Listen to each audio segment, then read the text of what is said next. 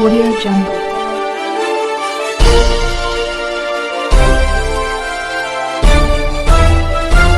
Audio Jungle. अभी आप देख रहे हैं कंचन न्यूज। इसे लाइक शेयर सब्सक्राइब करना ना भूलें ताकि न्यूज का नोटिफिकेशन सबसे पहले आपके पास पहुंचे। अब चलिए खबरें विस्तार से। Amit Shah to reply the discussion. धन्यवाद सभापति महोदय। आज मैं इस महान सदन के सामने जम्मू कश्मीर पुनर्गठन संशोधन विधेयक 2023 और जम्मू कश्मीर आरक्षण संशोधन विधेयक 2023 ये दोनों विधेयकों को कानून बनाने के लिए सदन के आशीर्वाद प्राप्त करने के लिए मैं यहाँ उपस्थित हुआ हूँ। मान्यवर, आज ये दो बिल पारित भी होंगे, इसलिए भी आज का दिन बहुत महत्वपूर्ण है। और आज का दिन जम्मू कश्मीर और भारत के इतिहास में अलग दृष्टि से भी बहुत सुवर्ण अक्षरों से अंकित होने वाला है, क्योंकि आज ही सर्वोच्च अदालत की संवैधानिक खंडपीठ ने धारा 370 को समाप्त करने का और जम्मू कश्मीर राज्य के पुनर्गठन का विधेयक, जो मैं 5 अगस्त 2019 को इस सदन में मोदी जी के लिए गए निर्णय के अनुमोदना में लेकर आया था, वो बिल लाने की मंशा, बिल का संवैधानिक रूप से स्वीकार और पूरी प्रक्रिया को भी माननीय सर्वोच्च अदालत ने संवैधानिक घोषित किया है, सर्वानुमत से किया है। मान्यवर, बहुत सारे सवाल परसों तक उठाए गए। परसों भी लोकसभा में कहा गया कि ये बिल अभी लंबित है, क्यों जल्दबाजी में ला रहे हैं, सुप्रीम कोर्ट न्याय करेगी, आपको राह देखनी चाहिए। मान्यवर, ये सारे स्टैंड जो थे वो न्याय के लिए नहीं थे। नरेंद्र मोदी जी ने जो निर्णय किया था वो निर्णय को लंबित करने के लिए थे, उस इरादे से किए गए। मान्यवर, आज निर्णय कर लिया सुप्रीम कोर्ट ने, और ढेर सारी चीजों को जो भारतीय जनता पार्टी 1950 से बताती थी, और कांग्रेस, विपक्ष और विशेषकर कम्युनिस्ट भाइयों का हमेशा से हम पर आरोप था कि राजनीतिक बातें आप कर रहे हो, ये सारी चीजों को आज सर्वोच्च अदालत ने अमली जामा पहना लिया। न्यायालय ने माना कि जम्मू कश्मीर के पास कभी भी आंतरिक संप्रभुता नहीं थी, जो हमारा कहना था। उन्होंने कहा कि भारत के साथ ट्रीटी के कारण भारतीय संविधान के बाहर राज्य को कोई आंतरिक संप्रभुता नहीं मिलती है, इस बात को सुना। मान्यवर, न्यायालय ने माना कि अनुच्छेद 370 एक अस्थायी प्रावधान था, इसमें कोई शंका कुशंका नहीं है, ये संवैधानिक सत्य है कि धारा 370 अस्थायी समझ है।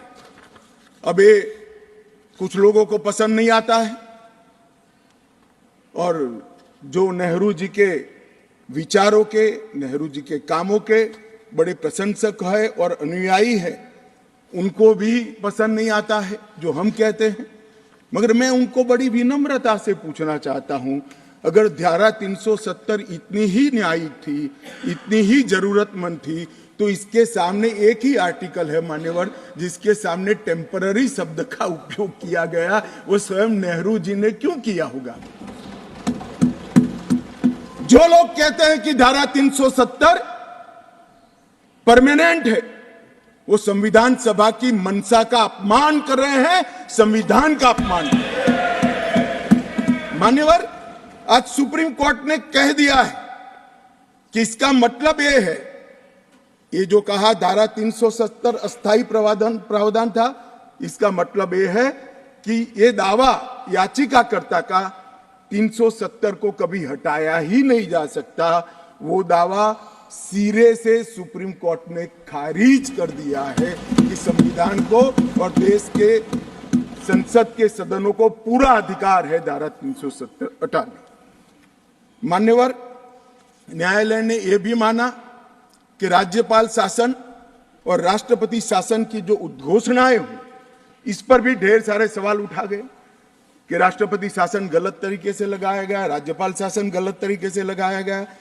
इन्होंने भी, सुप्रीम कोर्ट ने यह भी माना कि राज्यपाल शासन और राष्ट्रपति शासन की उद्घोषणाओं को चुनौती देना ठीक नहीं है, ये पूर्ण रूप से संवैधानिक प्रक्रिया के तहत। मान्यवर अनुच्छेद 370(3) में जो प्रावधान है वो संविधान सभा ने ही तय किया है। जब टेम्पररी इस प्रोविजन को किया गया तब सवाल हुआ है कि टेम्पररी है तो हटेगा कैसे।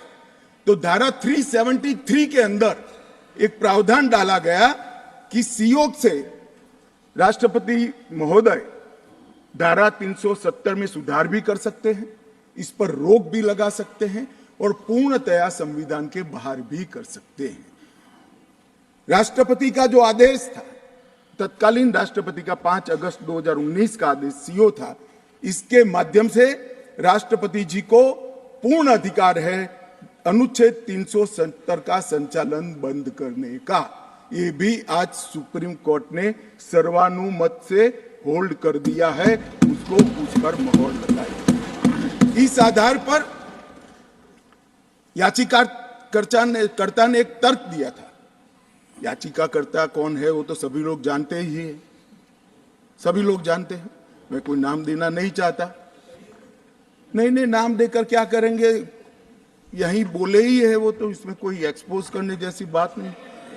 मान्यवर 370 के तहत कोई भी घोषणा करने के पहले जम्मू कश्मीर की संविधान सभा का परमिशन जरूरी है, अनुमोदना जरूरी है, ये उनका क्लेम था। और उसको क्लेम को एक्सटेंड करते हुए आगे ले गए, क्योंकि अब तो जम्मू कश्मीर में संविधान सभा है ही नहीं। तो इसका मतलब ये हुआ कि जम्मू कश्मीर की संविधान सभा के परमिशन के बगैर धारा 370(3) के तहत कोई एक्शन नहीं लिया जा सकता और संविधान सभा समाप्त हो गई है, इसलिए धारा 370 परमानेंट हो गया।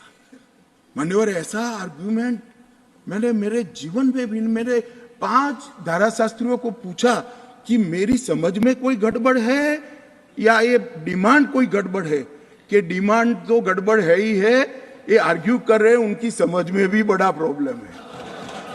मान्यवर आज सुप्रीम कोर्ट ने तय कर दिया कि जम्मू कश्मीर की संविधान सभा समाप्त होने से धारा 370(3) समाप्त नहीं हो जाता है, धारा 370(3) यथावत रहता है।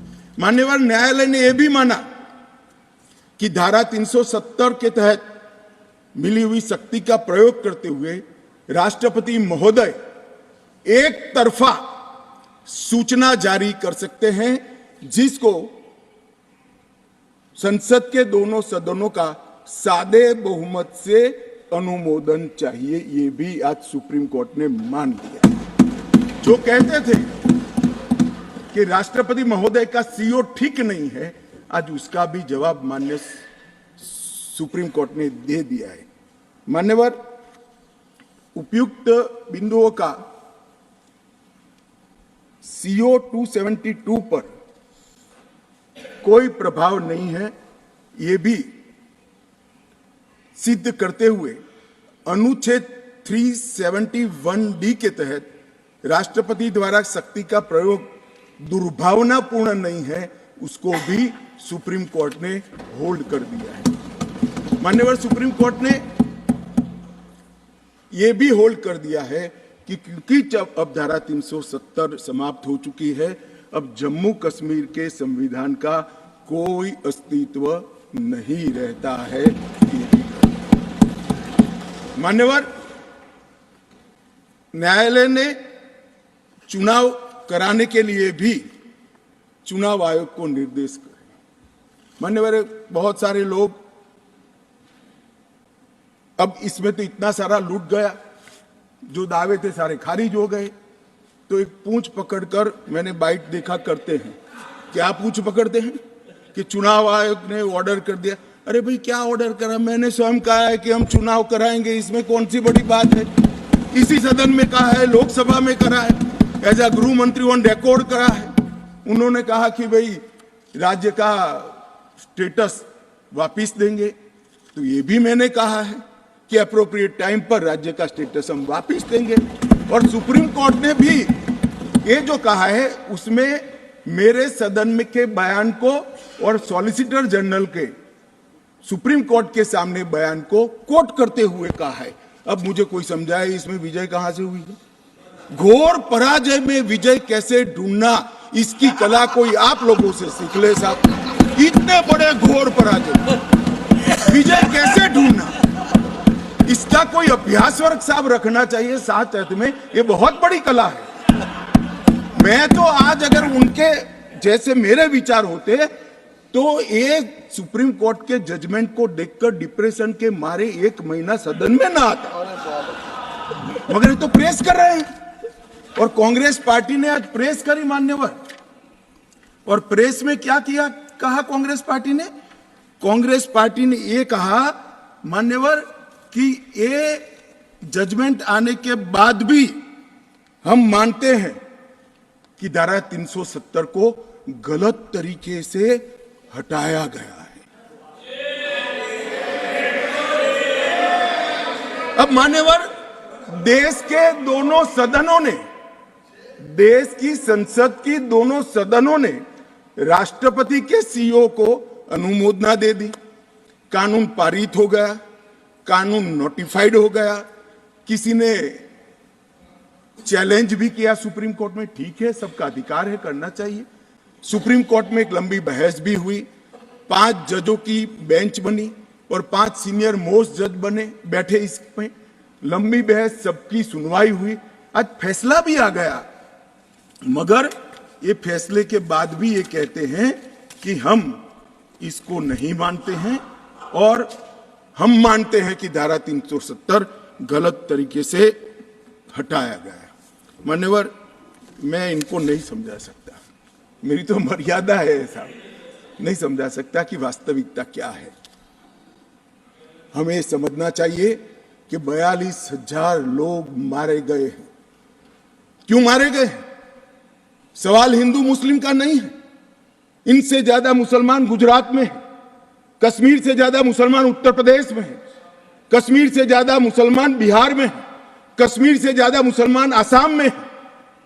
क्यों वहां अलगाववाद नहीं हुआ? क्यों वहां टेररिज्म नहीं हुआ? बाउंड्री का भी सवाल नहीं है साहब।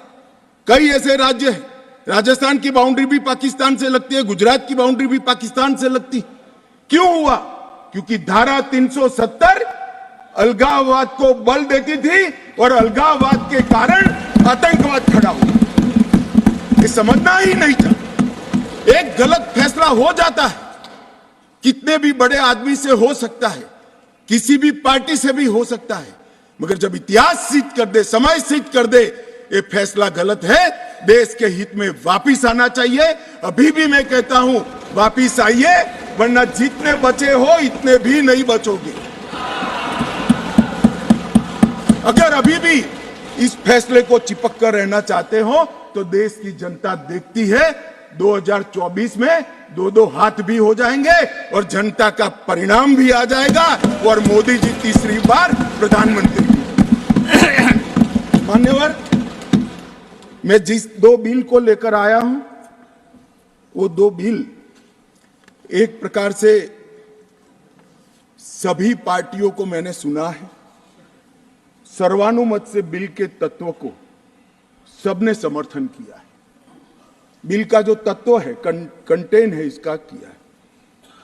मुझे था कि डिट्रास खड़े हो जाएंगे कि हम अपोज में खड़े हैं, मगर मैं सभी पार्टियों को कहता हूं, तब ये तो काउंट करता हूं कि कम्युनिस्ट पार्टी कभी अच्छे काम का समर्थन नहीं कर सकती है, इसलिए सभी पार्टियों से मेरा मत बाकी दलों से। मान्यवर, कमजोर और वंचित वर्ग, ये जो नाम है किसी भी नागरिक की डिग्निटी को बहुत हर्ट करने वाला नाम है, अंतर की गहराइयों तक दुख खड़ा करने वाला नाम है। और बहुत समय से था, आज प्रधानमंत्री जी ने एक जो फैसला लिया है, जिस फैसले को वास्तविक स्वरूप देने के लिए मैं आपके सामने उपस्थित हुआ हूं, इसमें कमजोर और वंचित वर्ग की जगह अन्य पिछड़ा वर्ग ये नाम जोड़ने का फैसला दिया है, जो संवैधानिक तम से संवैधानिक सत्य है। मान्यवर, दूसरा बिल जो है वो दूसरा बिल जम्मू कश्मीर में सालों से अलग अलग प्रकार के विस्थापित हुए।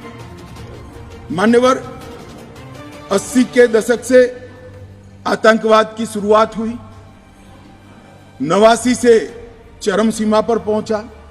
ढेर सारे कश्मीरी हिंदू, विशेषकर कश्मीरी पंडित और ढेर सारे सिख भाई घाटी छोड़कर पूरे देश भर में बिखर गए। जम्मू में गए, बेंगलुरु गए, गुजरात गए, दिल्ली गए, फरीदाबाद गए, देश भर में बिखरे।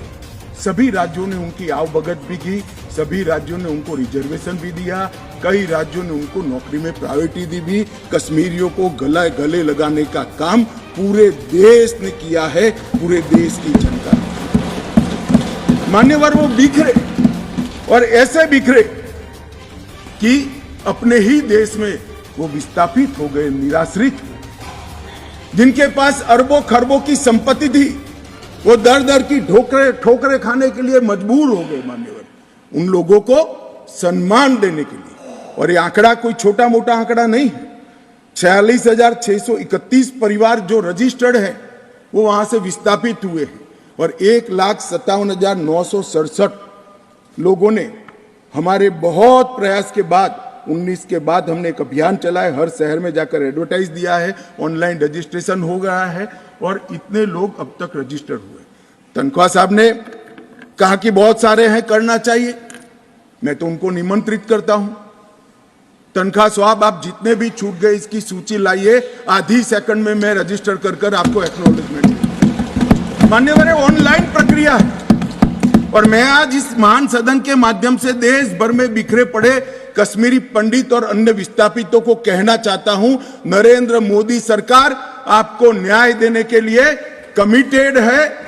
आप मुझे लिखिए, कश्मीर सरकार को लिखिए, किसी भी विज्ञ के बगैर आपका रजिस्ट्रेशन कर दिया जाएगा। आप मतदार भी बनोगे, चुनाव भी लड़ पाओगे, और जम्मू कश्मीर के अंदर आप मंत्री बनकर भी जा सकते हो। आपको पूरा। मान्यवर, 3 युद्ध भी हुए, 1947 में और 48 में युद्ध हुआ। 31,779 परिवार आज के पाकिस्तान अधिकृत कश्मीर से शरण लेकर भारत में आए। इनमें से 26,319 परिवार तत्कालीन जम्मू कश्मीर राज्य में बसे, और शेष 5,460 परिवार अन्य भागों में बसे। दूसरा युद्ध हुआ 65 और 71 का, और छम्ब और नियाबत क्षेत्र से लगभग 10,065 परिवार विस्थापित हुए। 3500 परिवार 65 के युद्ध में हुए, और इतने ही करीब 71 के युद्ध में हुए। अब तक 47, 65 और 71 के युद्धों में लगभग 41,844 परिवार विस्थापित हुए हैं। उनको भी भारत सरकार ने ढेर सारी चिंता करी है, मैं आगे बताता हूं। मगर ये बिल जो है मान्यवर, 3 सीटें, 2 जम्मू कश्मीर से विस्थापित परिवारों के लिए और 1 सीट पाक ऑक्यूपाई कश्मीर से विस्थापित आए हुए कश्मीरी भाइयों के लिए रिजर्व करने का काम नरेंद्र मोदी जी ने बहुत मन के साथ, चाव के साथ और संवेदना के साथ किया। मान्यवर, ये जो फैसला है उसी एक्ट का हिस्सा है जिस एक्ट को सब चैलेंज करते हैं। मैं उनको बताना चाहता हूं, जब आप 5 अगस्त 2019 के बिल को चैलेंज करते हो, तब आप डिलिमिटेशन कमीशन एक्ट को भी चैलेंज करते हो। ये मत भूलो कि आप इनके रिजर्वेशन के खिलाफ बात करते हो। मान्यवर, डिलिमिटेशन कमीशन ने गंभीरता से विचार करने के बाद समुदायों का प्रतिनिधित्व नॉमिनेशन द्वारा कराने की सिफारिश की है। और मान्यवर, जम्मू कश्मीर प्रशासन ने, जो आज स्वाभाविक है राष्ट्रपति शासन है, उसने भी अपना अभिप्राय डिलिमिटेशन कमीशन को दिया था। भारत सरकार ने के गृह मंत्रालय ने भी दिया था कि इनके प्रति सिंपैथेटिक व्यू लेना चाहिए, इनका प्रतिनिधित्व होना चाहिए। जब वो अपनी जमीन में ही नहीं है तो असेंबली में कैसे चुनकर जा सकते हैं। मान्यवर, और ये आदेश उन्होंने प्रकाशित किया था, जिसको आज कानूनी जामा पहनाकर मैं ये बिल को लेकर उपस्थित हुआ हूं। मान्यवर, ये जो डिलिमिटेशन कमीशन ने और भी कई फैसले किए हैं, मैं जरा सदन के सामने पूर्व की स्थिति और अभी की स्थिति बताना चाहता हूं। पूर्व में जम्मू में सिर्फ 37 सीट थी, 37 सीट थी। अब नए डिलिमिटेशन कमीशन ने 37 से बढ़ाकर 43 सीट जम्मू क्षेत्र में बनाने का कहा। मान्यवर, कश्मीर में 46 सीट थी, 46 सीटें थी। अब 46 की जगह 47 सीटें, 47 सीटें बनाने का कहा। इस तरह से जम्मू और कश्मीर दोनों को मिलाकर 83 सीटें थी। लद्दाख की सीटें निकाल दी है क्योंकि वहां यूटी बन चुकी। 83 सीटें थी, उसकी जगह 90 सीटें अब डिलिमिटेशन कमीशन ने करी है, जिसको भारत सरकार ने माना है। और पाक ऑक्यूपाई कश्मीर की 24 सीटों को आरक्षित रखा गया है, क्योंकि हम अभी भी मानते हैं, कोई जिसको जो बोलना है वो बोले। इस सदन में बोला हुआ शब्द इतिहास बनता है। मैं आज फिर से कहना चाहता हूं, पाक ऑक्यूपाई कश्मीर भारत का है, हमारा है, और हमसे कोई नहीं चाहता। मान्यवर, हमने 24 सीटें पाक ऑक्यूपाई कश्मीर के लिए सुनिश्चित की है। मान्यवर, अब तक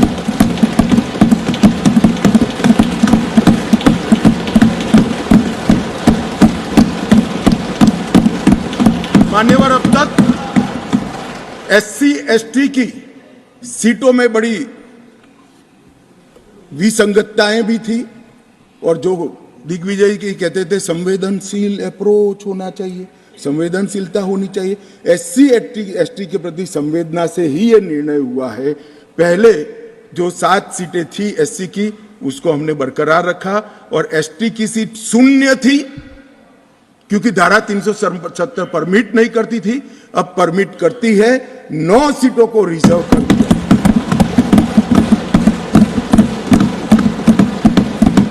अरे जो कह रहे थे हमारे डॉक्टर साहब कि गुर्जर बकरवालों ने इस देश को बचाया है, मैं सदन में इस देश के गृह मंत्री के नाते कहना चाहता हूं, मान्यवर, कभी भी युद्ध हुआ, कभी भी आतंकवादियों ने पैंतरे रचे, मेरे गुर्जर बकरवाल भाइयों ने भारत के तिरंगे को ऊंचा किया।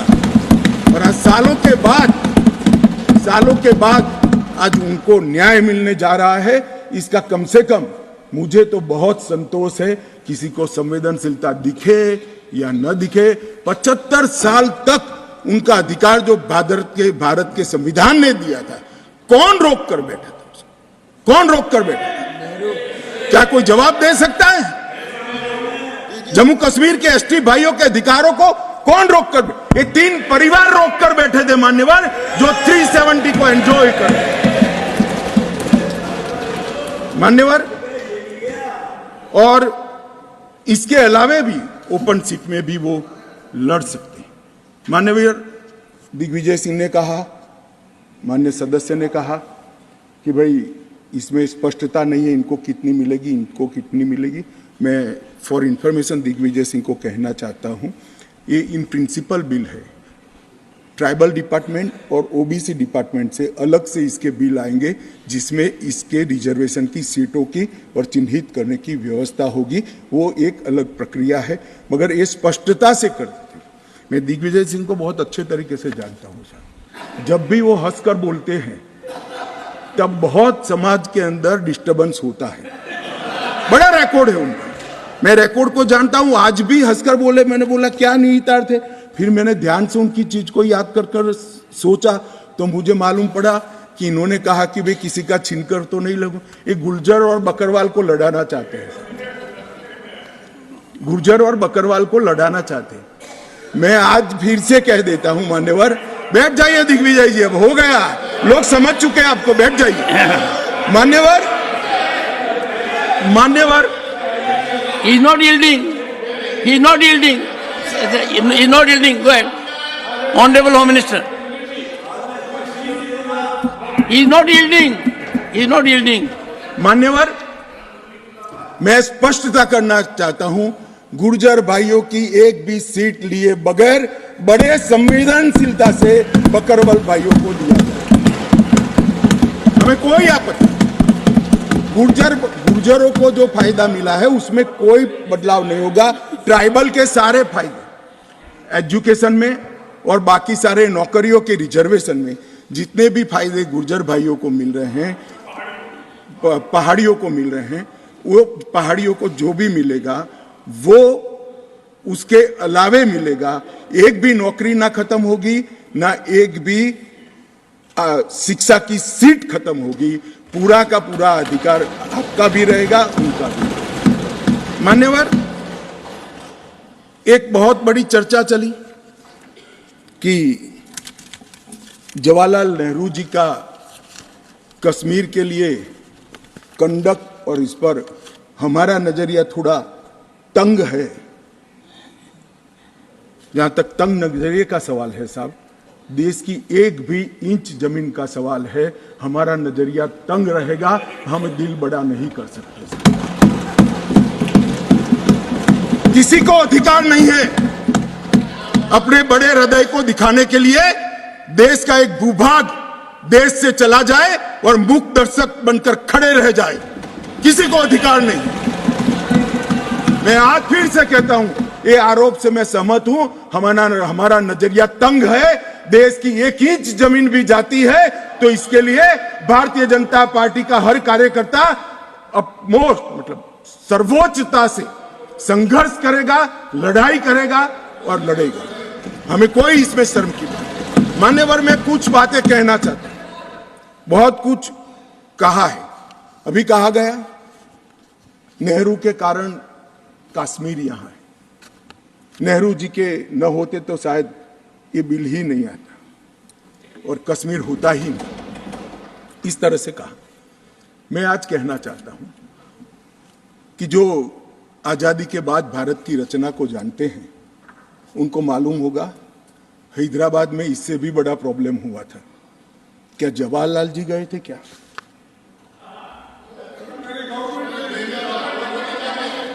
तो यहां गवर्नमेंट नहीं, यहां नेहरू। क्या कर रहे हो खड़गे जी, अभी भी वापस आओ।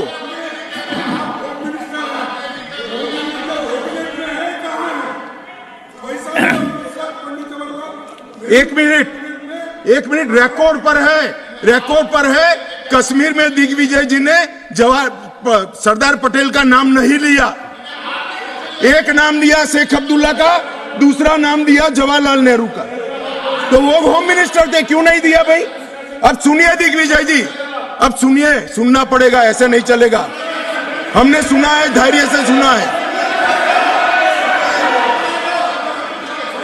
मान्यवर, जूनागढ़ में क्या जवाहरलाल नेहरू गए थे? हैदराबाद में जवाहरलाल नेहरू गए थे?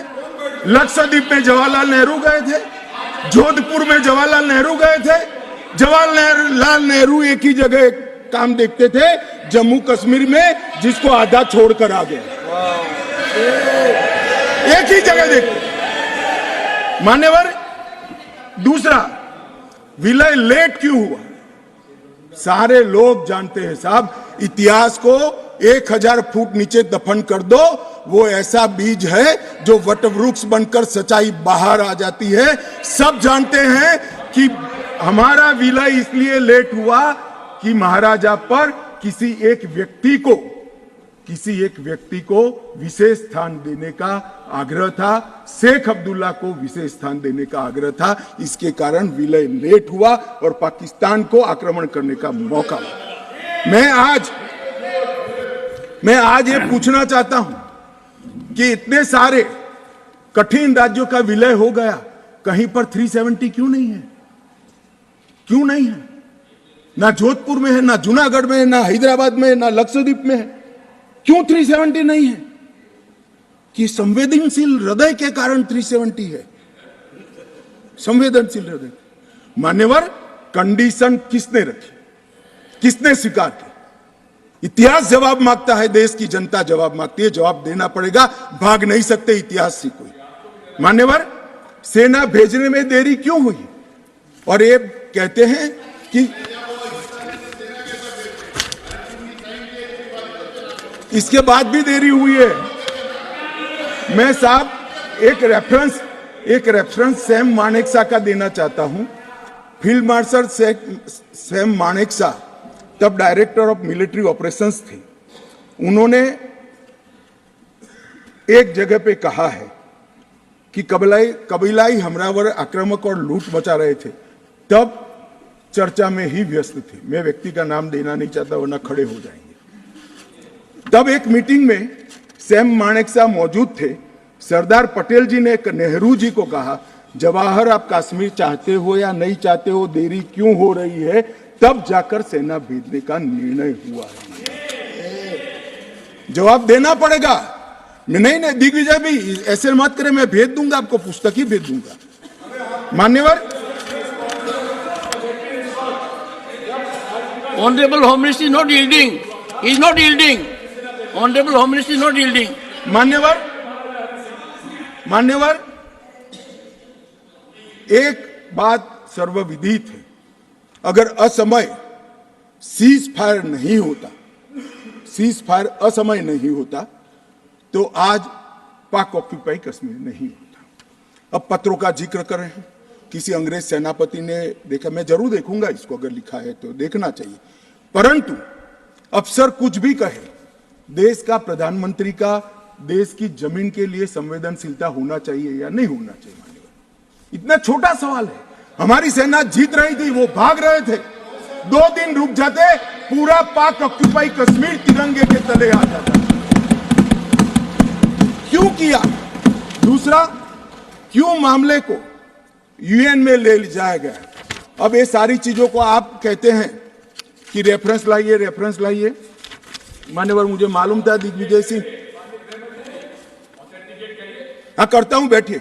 मुझे मालूम था साहब ये खड़े हो जाएंगे, इसलिए मैं लेकर आया। मैं एक कोट अनकोट पढ़ता हूं। यूनाइटेड नेशन के अनुभव के बाद मैं इस निष्कर्ष पर पहुंचा हूं कि वहां से कुछ संतोषजनक नतीजों की उम्मीद नहीं की जा सकती। मुझे सीज फायर करना अच्छा फैसला लगा, लेकिन इस मसले को ठीक से हम नहीं निपट पाए, नहीं परख पाए। हम सीज फायर पर और विचार करके बाद में निर्णय करना चाहिए था। हालांकि ये सब भूतकाल की गलतियां हैं। ये जो कोट है किसी और का नहीं है, जवाहरलाल नेहरू का है। अब उनको तो मानोगे या नहीं मानोगे कि उन्होंने गलती की है, स्वीकार करी है। और साहब एक मिनट, सोर्स भी बता देता हूं। Nehru memorial museum and library, Jawaharlal Nehru connection, JNSG 143 part 1। और उस वक्त जब अरे भाई, स्वयं नेहरू कह रहे हैं मेरी गलती थी, क्यों इतना पकड़ कर रखा है पूंछ? मान्यवर, और चलो संयुक्त राष्ट्र में जाना भी था तो अनुच्छेद 51 में क्यों ले गए, जहां भारत के अधिकार सीमित होते थे? अनुच्छेद 35 में जाते तो भी हमें कोई दिक्कत नहीं होती। ये भी एक बहुत बड़ा गलत फैसला था। और मैं बताता हूं मान्यवर, एक कहते हैं कि धारा 370 निरस्त कर दी। अगर कल को ये 40 साल के बाद, जोर से बोले मनोज झा जी, 40 साल के बाद, क्योंकि ये मानते हैं कि 40 साल के बाद मैं नहीं हूंगा, मैं तो 60 का हो गया, मेरा आयु 40 साल का हो ही नहीं सकता। वो कहते हैं 40 साल के बाद इतिहास पूछेगा तो कौन रिस्पॉन्ड? मैं बताता हूं, 2 सदी तक अगर धारा 370 का फैसला गलत है तो मेरी सरकार का है, मेरा फैसला। प्रधानमंत्री नरेंद्र मोदी जी ने यह फैसला लिया है। ना मोदी जी इस फैसले से भाग सकते हैं, ना हमारी कैबिनेट भाग सकते हैं, और ना हमारा पार्टी भाग सकता है। रिस्पॉन्सिबिलिटी ऑन करनी पड़ती है। जब इमेज बिल्डिंग के लिए बड़े बड़े फैसले लेते हैं, संवेदनशील दिमाग से फैसले लेते हैं, तब इसको ऑन भी करना पड़ता है और देश को जवाब भी देना पड़ता है। इस तरह से नहीं चलता है इतिहास। और इतिहास, मेरी बात आज भी मानकर चलिए दिग्विजय सिंह, इतिहास किसी को नहीं बख्शता है, किसी को नहीं बख्शता है। मान्यवर, आज जो बिल लेकर मैं आया हूं, काफी लोगों ने पूछा कि क्या बदलाव आया है। अब मेरी कोई चश्मे की दुकान तो है नहीं जिससे वास्तविकता दिखाने का चश्मा मैं किसी को पहना सकूं।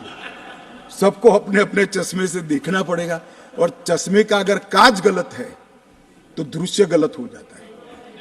मान्यवर, पूरा कश्मीर और जो 2 करोड़ यात्री पूरे देश से जाकर आए, लाखों यात्री अमरनाथ यात्रा कर आए, हर महीने लाखों यात्री वैष्णो देवी के दर्शन करके आते हैं, और 100 से ज्यादा अधिक फिल्मों के शूटिंग हुए हैं, वो सभी एक मुख से कहते हैं कि कश्मीर की परिस्थिति अच्छी है, मगर स्वीकार करने को तैयार नहीं। मुझे मालूम नहीं है कौन सा चश्मा पहनकर ये देखते हैं। मान्यवर, मैं आज कहना चाहता हूं कि जिस कश्मीर में 40,000 से ज्यादा लोग मारे गए, कई पिताओं ने अपने कंधों पर बेटे के जनाजे लेकर गए। मान्यवर, अपनी बेटी की डोली तक कई लोग नहीं देख पाए, और कई बहनों ने अपने भाई को खो दिया। इनकी वेदना, हृदय अगर संवेदनशील है तो ही इसका अनुभव कर सकते हैं, मगर हमारे हृदय में जिनके हाथ में हथियार है, इसके लिए ही संवेदना है, तो इसका रास्ता मेरे पास नहीं है। मान्यवर, मैं इनकी मदद नहीं कर सकता, क्योंकि हमारे लिए मन में संवेदना है कश्मीर के युवा के लिए, कश्मीर की बच्चियों के लिए, और घाटी के भविष्य के लिए संवेदना है, आतंकवादियों के लिए नहीं। मान्यवर, मैं समझता हूं कि आज आर्टिकल 370 समाप्त होने के बाद, और उसके पहले भी नरेंद्र मोदी जी की सरकार आई 2014 में, आज युवाओं का भविष्य ब्लैक नहीं है, परंतु स्कूल का ब्लैक बोर्ड उनका भविष्य बन गया है। वो पढ़ाई लिखाई की, जो युवा मान्यवर पत्थर लेकर घूमते थे, मोदी सरकार ने, इस प्रधानमंत्री ने इसके हाथ में लैपटॉप पकड़ाने का काम किया है, पूरी दुनिया का एक्सेस। और आतंकवाद और अलगाववाद की बात करने वाले लोग धारा 370 कर आधार बनाकर अलगाववाद की बात करने वाले लोग, आज जो लोग बात करते हैं, उनकी कश्मीर की जनता अनसुनी करती है, डेमोक्रेसी और डेवलपमेंट की बात करती है। मान्यवर, ये आज बदलाव हुआ है। अभी कह रहे थे कि मैंने सदन में कहा था कि आतंकवाद समाप्त हो जाएगा। मैं मेरे जीवन में बोला हुआ भूलता नहीं हूं, और जो बोलता हूं उसको ओन करता हूं। मैंने कहा था कि 370 के कारण अलगाववाद की भावना समाप्त हो जाएगी, और जब अलगाववाद की भावना समाप्त होगी, सहन सहन आतंकवाद कम हो जाएगा, समाप्त हो जाएगा। मान्यवर, ये बीच मझधार में 40 साल इन्होंने गलतियां करी, 80 के दशक से गलतियां करते आए, संवेदनशील हृदय से सोचते रहे, संवेदनाएं हथियार उठाने वालों के लिए रखे, और इस 40 साल की गलती को ऐसा सोचते हैं कि मोदी जी के 4 साल में सुधर जाएगा। मगर आपकी बात सही है, अपेक्षा ऐसी ही रखनी चाहिए। मैं अब विषय पर, मान्यवर, मैं बहुत पास में नहीं जाता। जब चरम सीमा पर थे तब तो आंकड़े बहुत भयावह थे, 90 के दशक में बहुत भयावह आंकड़े थे, परंतु मैं यूपीए शासनकाल की बात करना चाहता हूं। 2004 से 14 जब सोनिया जी और मनमोहन जी की सरकार थी, कुल आतंकवादी घटनाएं 7,217 हुई थी, और अब आतंकवादी घटनाएं सिर्फ 2,197 हुई है। ये 10 साल। अब सुन लीजिए, बाद में मुद्दा खड़ा करिए खड़गे जी। 70% की कमी हुई है मान्यवर, 70% की कमी हुई, और उसमें धारा 370 हटाने के बाद केवल और केवल 4 साल ही गए। सिक्योरिटी फोर्स और नागरिक टोटल 2829, करीब 2900 नागरिक और सिक्योरिटी फोर्सेस मारे गए। अब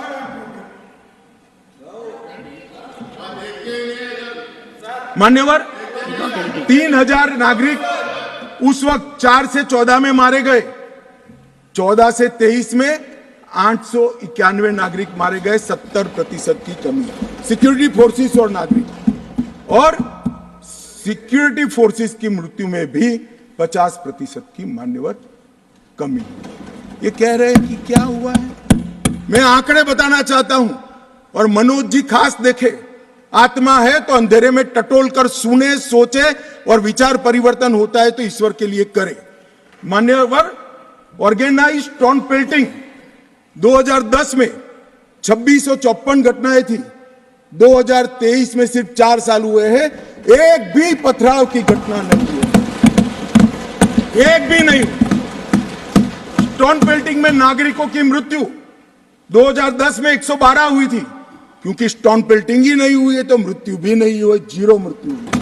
मान्यवर स्टोन पेल्टिंग में जख्मी नागरिकों की मैं बात करता हूं, सिक्योरिटी फोर्स नहीं, नागरिक जो घाटी के हैं वो 6235 थे, क्योंकि स्टोन पेल्टिंग नहीं हुई है, 0 जख्मी हुए। अरे भैया इनको दिखाई नहीं देता है। सीज फायर वायोलेशन की घटनाएं 2010 में 70 थी और 2023 में 6 हुई। घुसपैठ के प्रयास 489 थे, सिर्फ 48 हुए हैं।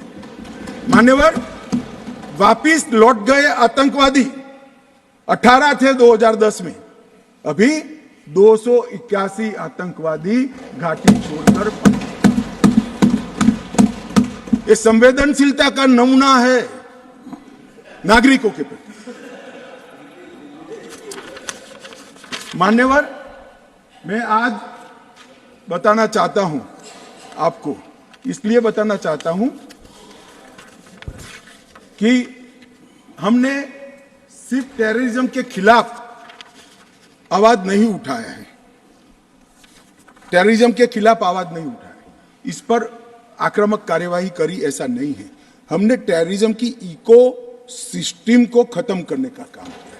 जो टेररिज्म को फाइनेंस करते थे उन पर भी काम किया है। एनआईए द्वारा टेरर फाइनेंस के केस 32 रजिस्टर किए गए 2014 के पहले, एक भी केस। स्टेट इन्वेस्टिगेशन एजेंसी ने टेरर फाइनेंस के केस 51 रजिस्टर किए, पहले स्टेट इन्वेस्टिगेशन एजेंसी की जरूरत ही महसूस नहीं की गई थी। और मान्यवर 229 टेरर फाइनेंस केस में अरेस्ट हुई है, 150 करोड़ की प्रॉपर्टी सीज हुई है, 57 प्रॉपर्टी सीज हुई है, और एसआईए द्वारा 134 बैंक अकाउंट में लगभग 100 करोड़ से ज्यादा रकम को फ्रीज करने का काम नरेंद्र मोदी। ये जो कह रहे हैं क्या बदलाव आया, मैं दिखाता हूं बदलाव क्या है। मान्यवर आज मैं इतना कह रहा हूं कि हमने एक बहुत बड़ा कठोर निर्णय सुरक्षा की दृष्टि से हमने उठाए हैं। मान्यवर मैं आज बताना चाहता हूं, पहले 2014 के पहले और आर्टिकल 370 नाबूद होने के पहले आपने देखा होगा आतंकवादियों के जनाजों में 25-25 हजार की भीड़ आती। मैं सभी सदस्यों को कहना चाहता हूं, एक भी दृश्य अभी देखा है 370 के बाद? ना, कोई नहीं करता साहब, क्योंकि हमने निर्णय किया है जो भी आतंकवादी मारा जाएगा उसी जगह पे संपूर्ण धार्मिक सम्मान और रीति रिवाज के साथ वहीं दफना दिया जाएगा। स्टोन पेल्टिंग क्यों कम हुई? जितनी नौकरियों की एडवर्टाइज है इसमें सरकार ने तय कर लिया है कि स्टोन पेल्टिंग का एक भी केस अगर रजिस्टर है तो वो परिवार में से किसी को नौकरी नहीं मिली। क्यों ये विदेश से भागकर आतंकवाद करते हैं वो लोग डरे हैं? क्योंकि हमने तय किया है जिसका परिवार का जन पाकिस्तान बैठकर आतंकवाद को प्रोत्साहन देता है उसके परिवार में किसी को नौकरी नहीं मिलेगी। मान्यवर हमने तय किया है कि जो टेलीफोन रिकॉर्ड के आधार पर प्रस्तापित होता है कि किसी का परिवार का व्यक्ति लिप्त है आतंकवाद को बढ़ावा देने में, तो नौकरी में है तो भी उसको डिसमिस करने के सर्विस रूल्स हमने बनाए। मान्यवर, जीरो टेरर प्लान और कंप्लीट एरिया डोमिनेशन के माध्यम से पूरे टेररिस्ट प्रभावित क्षेत्र को आज हमने सुरक्षित करने का काम किया है। मान्यवर, आज मैं कहना चाहता हूं, जेल अड्डा बनकर पड़ी रही थी। नरेंद्र मोदी सरकार ने जेलों के अंदर जहमर लगाकर सख्ती लगाने का काम किया है और 105 करोड़ की लागत से एक नई जेल बन रही है जो सिर्फ टेररिस्टों के लिए बनेगी। मैं विश्वास के साथ कहता हूं, वो जेल की सुरक्षा कोई भेद नहीं पाएगा और टेररिज्म के अंदर कोई अपना योगदान नहीं देगा। मान्यवर, बार काउंसिल में भी जो समर्थक थे उनको भी संदेश कर दिया गया है और रोजगार, पासपोर्ट और गवर्नमेंट कॉन्ट्रैक्ट के लिए भी हमने ढेर सारी चीजें करी हैं। मान्यवर, आदत पड़ गई थी, हमले हो तो बुला देना, इधर उधर कोई बड़ा एक्शन ले लेना जिससे दूसरे दिन के अखबार के टाइटल बदल जाए। हम छिपाने में विश्वास नहीं करते हैं। मान्यवर, हमारे समय में भी हमले हुए शुरू में, क्योंकि पुरानी आदत पड़ी थी। उरी में भी हुआ, पुलवामा में भी हुआ। हमने सर्जिकल स्ट्राइक और एयर स्ट्राइक कर घर में घुसकर जवाब देने का काम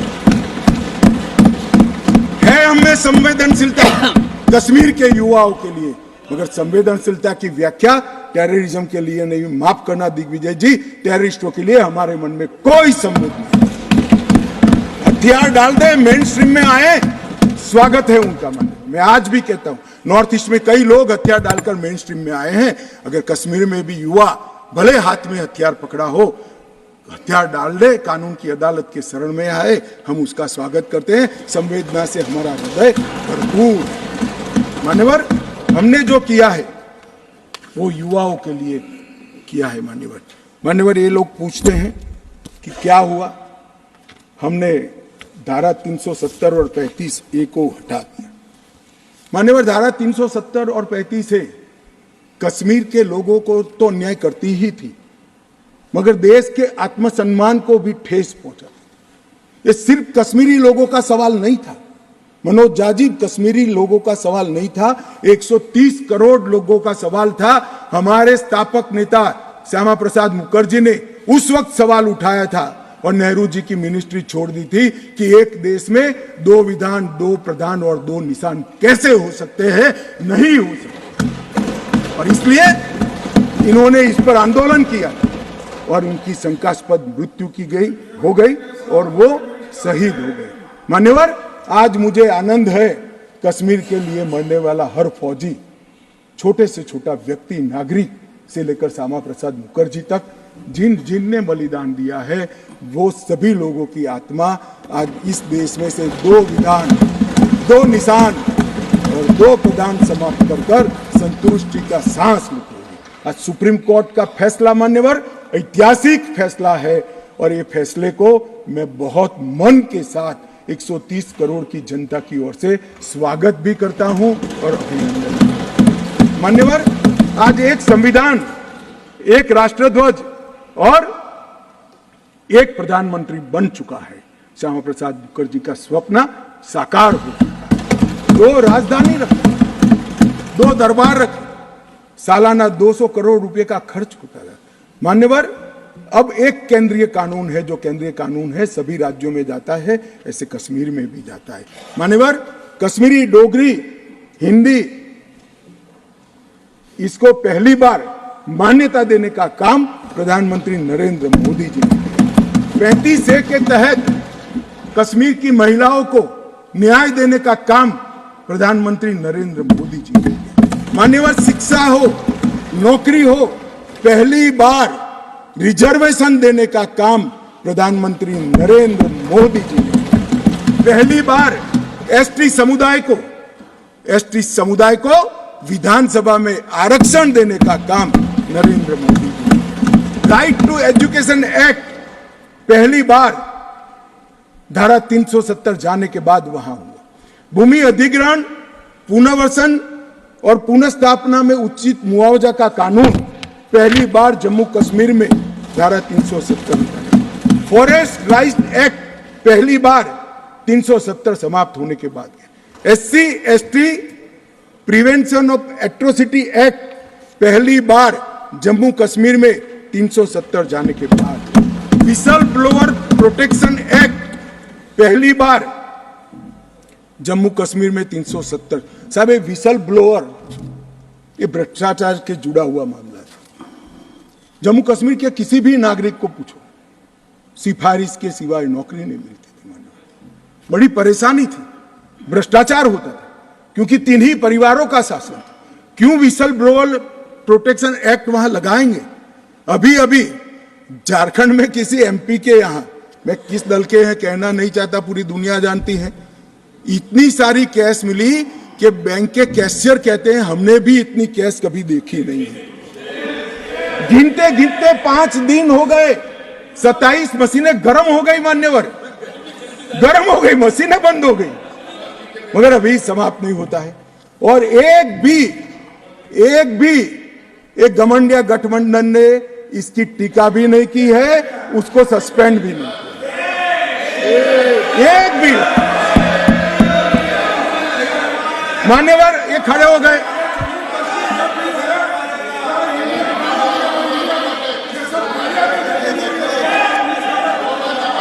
चलो इंडिया अलायंस ने, मान्यवर इंडिया अलायंस ने इसकी टीका भी नहीं की। मान्यवर अभी कहेंगे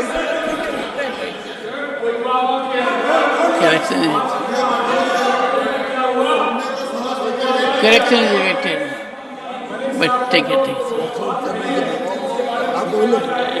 मान्यवर मुझे मालूम है नहीं बैठेंगे, क्योंकि OBC को सम्मान देना है, महिलाओं को रिजर्वेशन देना है, ये नहीं बैठेंगे, मुझे पूरा भरोसा है। वॉकआउट करेंगे। कितनी भी कटु बात को हम सुन लिए, अब आप जवाब नहीं सुनोगे, क्या बात है? 6 घंटे तक मैंने सुना है आपको, कैसे ना नहीं सुनोगे मुझे?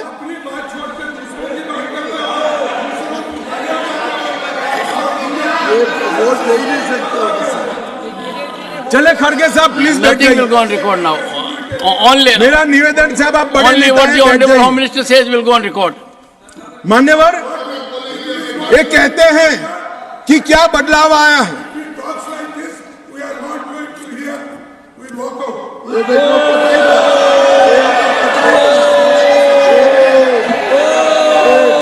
ओबीसी बोलिए साहब, ओबीसी बोलिए,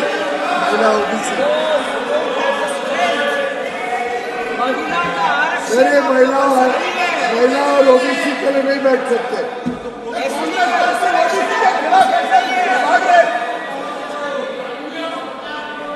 मान्यवर बहुत सारे पीयूष भाई जैसे भले हृदय के लोगों को था कि ये जवाब सुनेंगे, मैं इनकी ऑफिस में कॉफी पीने के लिए गया, मैंने कहा नहीं सुनेंगे। तो पीयूष भाई ने मुझे पूछा क्यों नहीं सुनेंगे, मैं कोई कांग्रेस पार्टी ओबीसी विरोधी पार्टी है, इसलिए निश्चित इन्होंने काका काललकर कमीशन के रिपोर्ट को दबा कर रखा, इन्होंने मंडल कमीशन के रिपोर्ट को दबा कर रखा, इन्होंने ओबीसी आयोग को संवैधानिक मान्यता नहीं दी, इन्होंने ओबीसी के बच्चों को केंद्रीय पूल में रिजर्वेशन का अधिकार नहीं दिया, और इन्होंने ओबीसी का हमेशा विरोध करने का काम किया है। अभी अभी इनके नेता को किसी एनजीओ ने लीक कर दिया है, अर्थ मालूम है या नहीं है मालूम नहीं, कभी पूछ ले कोई फुल फॉर्म तो तकलीफ आ जाए मान्यवर, परंतु अभी एक लिख कर दिया है तो ओबीसी ओबीसी ओबीसी। तो एक पत्रकार मुझे कह रहा था इतना बोले मैं कि इसकी एक तिथि होती है 180 दिन, पहली बार कब मिले बोले वो देख लेना, 180 दिन के बाद विषय बदल जाएगा। इसमें कुछ मन से नहीं होता है साहब। पूरा जीवन इनके पिताजी ने संसद के लोकसभा में खड़े रहकर मंडल कमीशन को लागू करने का विरोध कर दिया, वो आज ओबीसी की बात कर रहे हैं। मुझे तो भरोसा साहब नहीं बैठेंगे, मगर साहब ये पूछ रहे थे क्या परिवर्तन आया है। मैं आज उनको कहना चाहता हूं कि मुरली मनोहर जी राष्ट्रीय अध्यक्ष थे, नरेंद्र मोदी जी हमारी यात्रा के संयोजक थे, लाल चौक में तिरंगा फहराना था, हम सभी गए थे, हमें जाने नहीं दिया। मोदी जी और कुछ लोग जान की परवाह करे बगैर गए और तिरंगा फहरा है। तिरंगा फहराने के लिए भारत के हिस्से पर सेना को दखल करना पड़ता था। वही लाल चौक में 26 जनवरी को घर घर तिरंगा फहरा गया। मान्यवर कहते हैं क्या परिवर्तन आया है? 30 साल से थिएटर बंद थे। थिएटर नहीं चलते थे कश्मीर में। क्यों नहीं चलते थे? मैं इसकी मीमांसा में नहीं जाना, परंतु आज कश्मीर में 3 थिएटर चालू हो गए हैं और 18 थिएटर घाटी में खुलने के कगार पर हैं और कई लोगों ने लोन का एप्लीकेशन किया। मान्यवर, शूटिंग नहीं होता था। 21 से अब तक 24 तक 100 शूटिंग हो चुके हैं। मान्यवर, 100 शूटिंग हो चुके हैं। मान्यवर, ये सब कहेंगे, इसको भी धर्म के चश्मे से देखेंगे। मैं आज कहना चाहता हूं कि मुहर्रम का जुलूस भी 30 साल तक नहीं निकला था। अभी नरेंद्र मोदी सरकार के समय में मान्यवर इनको बदलाव दिखाई नहीं पड़ेगा। जैसे मैंने कहा, उनके चश्मे में खराबी है। वो आज भी गलती स्वीकार करने के लिए तैयार नहीं है। मगर मैं उनको कहना चाहता हूं कि देश आपकी स्वीकृति का मोहताज नहीं है। देश की जनता अब समझ चुकी है कि कश्मीर के सवाल के मूल में जवाहरलाल नेहरू की गलतियां थी। वो पूरा देश मान्यवर, जीएसडीपी वो डेवलपमेंट का बड़ा द्योतक होता है। 1 लाख करोड़ का जीएसडीपी था 2014-15 में और आज 2,27,927 डबल हो चुका है। डिग्री कॉलेज 94 थे, आज 147 है। ना आईआईटी था, ना आईएम था, ना एम्स था। आईआईटी भी खुल चुका, आईएम भी खुल चुका। 2 एम्स की प्रक्रिया चल रही है। एक खुल चुका है, दूसरा खुल जाएगा। मेडिकल कॉलेज 4 थे, 7 नए मेडिकल कॉलेज खुले। नर्सिंग कॉलेज 1 भी नहीं था, 15 नर्सिंग कॉलेज खुले। मेडिकल सीट 500 थी, आज 1300 मेडिकल सीटें हैं। पीजी मेडिकल सीट 367 थी 70 साल में, आज 297 नई जोड़ने का काम नरेंद्र मोदी सरकार ने किया। मिड डे मील के तहत सिर्फ रिकॉर्ड पर, करप्शन तो जो होता होगा, रिकॉर्ड पर 6 लाख बच्चों को भोजन मिलता था, आज 9,31,000 बच्चों को भोजन मिलता है।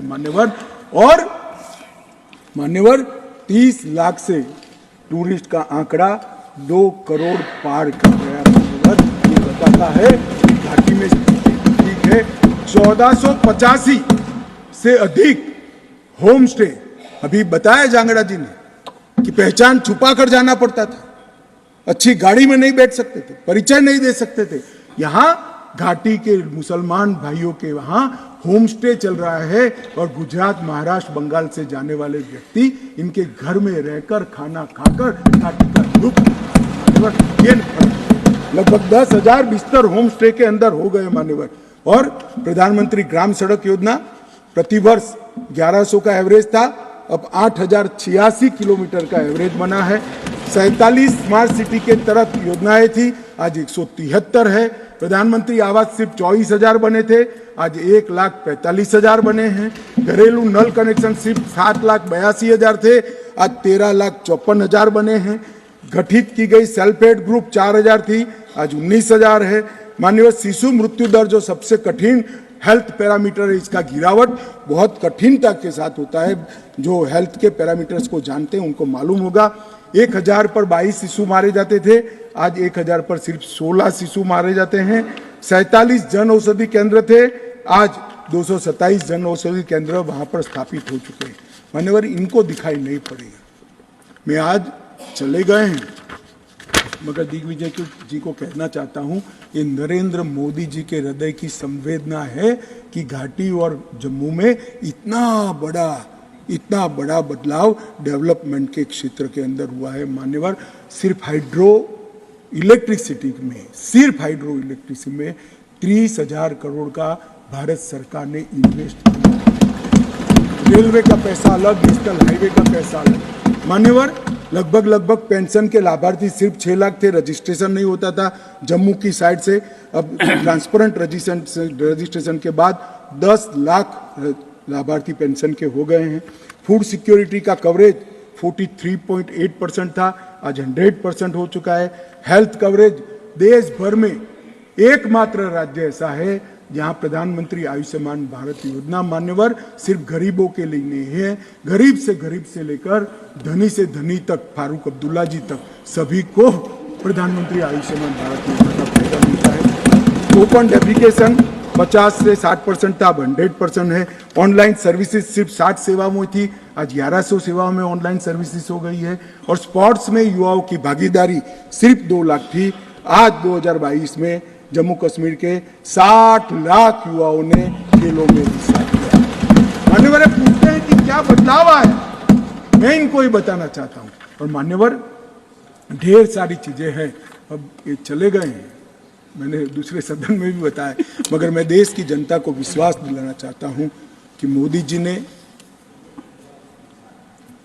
लाल किले सी प्राचीर से इस देश को वादा किया था, और मोदी सरकार और प्रधानमंत्री स्वयं इस चीज पर अड़े हैं कि कश्मीर के युवाओं को हाथ में कभी बंदूक नहीं लेनी पड़ेगी, पत्थर नहीं लेने पड़ेंगे, इनके हाथ में लैपटॉप और किताबें भी होगी, नए कश्मीर की शुरुआत होगी। मान्यवर आतंकवाद मुक्त कश्मीर बनने की शुरुआत हो गई है। नया कश्मीर, विकसित कश्मीर, जब विकसित भारत बनेगा, कश्मीर देश के सभी राज्यों के समकक्ष होकर वहां पर खड़ा होगा। दुनिया भर के यात्री आएंगे ऐसे कश्मीर की रचना के लिए। ये जो विधेयक लेकर मैं आया हूं, मैं आपको निवेदन करता हूं सभी लोगों को।